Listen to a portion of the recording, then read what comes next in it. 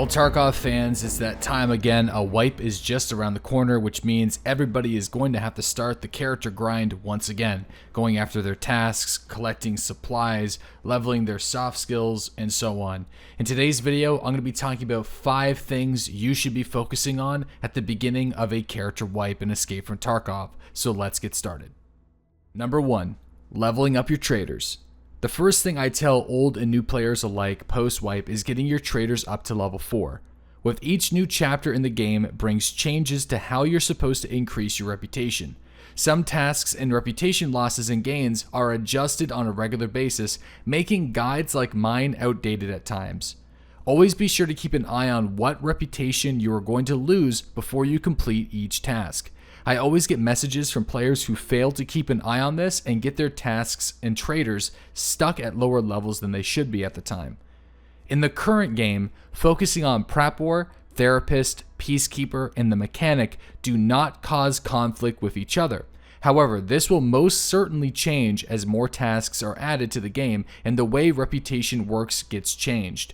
We already know that with patch 0.8 comes new tasks and changes to the reputation system. Once the patch goes live, do your best to understand these changes by reading the forums, patch notes, watching streams, and YouTube videos. Also, going off the current game system, your primary PMC level goal should be level 35, but as I've already stated, this will most likely change in the future.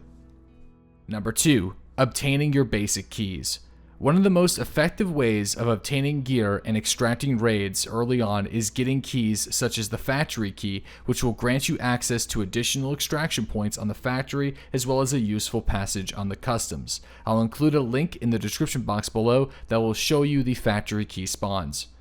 There are also many new keys to farm and collect thanks to the Shoreline Health Resort.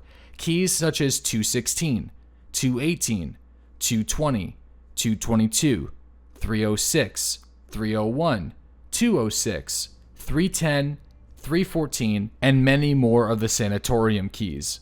I've also included a link that will take you to a Reddit resource with a list of all current sanatorium keys, how to find them, and what is contained in each room. I also recommend that you go and watch my gold chain farming video because in that video shows you all the best treasure rooms where you can find rollers, gold chains, Bitcoins, and other trade commodity items. Before we move on to the next section, I also want to remind you how important looting scavenger backpacks and pockets are in the early days of the wipe. This is where you're going to find the vast majority of your task keys, and you also don't want to forget to loot each jacket that you see for a marked key. The marked room on the customs is your best chance currently to find a documents holder and a key bar. These 2 items are essential to your early game playstyle because it's going to reduce the amount of key slots that it takes up in your stash and whenever you're carrying keys in raids. Another bonus with a documents holder is you can carry all the currencies without taking up additional slots. Number 3. Discovering the new content. With the new patch comes new weapons, armor, tasks, and in this case, a new map. Interchange is the newest map addition to the game.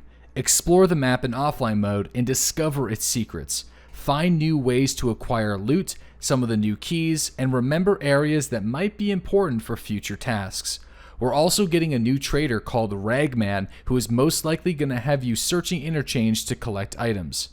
Typically, new content and loot locations are shared on the subreddit after a few days, so be sure that you go there and read up on some new great loot strategies and talk amongst your Discord groups and live streams. Number 4. Keeping up to date with the meta. With the introduction to the face hitboxes, increased weapon recoil, manual reloading of magazines, new weapons, armor, and ammunition rework, the game as we know it will be changing. It's important to experiment with new items and ammunition that might give you the edge over your enemies. Content creators like myself will do everything we can to create instructional content to inform the community of meta changes, especially how to set up your hotbars, what ammunition you should be using after the patch drops, and some of the cool new weapons that you should be taking in. Make sure that if you discover something cool, then you share it with your friends or the community. And participating in live stream chats is also a great way to ask questions and get information on what other players are using. Now, once you level up your traders, you have some of your basic keys, you've checked out some of the new content, and you discovered what ammunition and weapons you should be using. The final thing is to start focusing and thinking about your soft skills.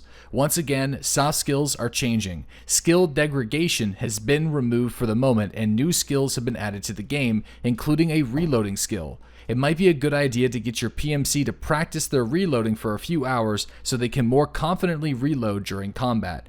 Practicing recoil control is also going to be far more important than it used to be. I don't mean getting used to it with your actual mouse. I'm talking about leveling up the skill by shooting full auto as often as you can. Each time you do so, your character will actually become stronger and control their recoil more efficiently. It's also important to take advantage of situations when you feel like you're overweight. And I'm not talking about you guys eating McDonald's. I'm talking about whenever you got some fort armor on and carrying some heavy gear by running and jumping as often as you can to earn additional strength experience points. It's also worth noting to throw as many grenades as you can find. Shoreline is really good for this just due to the fact that it has so many grenade boxes. Your goal here isn't to max out your skills, it's just getting additional levels here and there. All the changes with the soft skills are still up in the air at this point, so we'll have to wait and see if there's anything cool and exciting to share. Well guys, that's my post-wipe tips for all you Escape from Tarkov fans. The only other thing that I would mention is read the patch notes, and I'll also include a link to the preliminary patch notes in the description box below, as well as all of the resources I mentioned in this video. Let me know what you guys think of the new patch in the comment section below, and be sure to check out the daily live streams every single morning starting at 8:30 a.m. Eastern Standard Time. Also, if you're watching this during the first week of April, then I'm at PAX East. If you guys are at PAX East Boston, then I highly recommend that you go and watch my video I uploaded yesterday. It will contain information on what I'm going to be doing at the event, what times I'm going to be streaming, doing community meetups, things like that. Thank you guys so much for watching. Subscribe for more Escape from Tarkov news, guides, and gameplay, and I'll see you guys in the next one.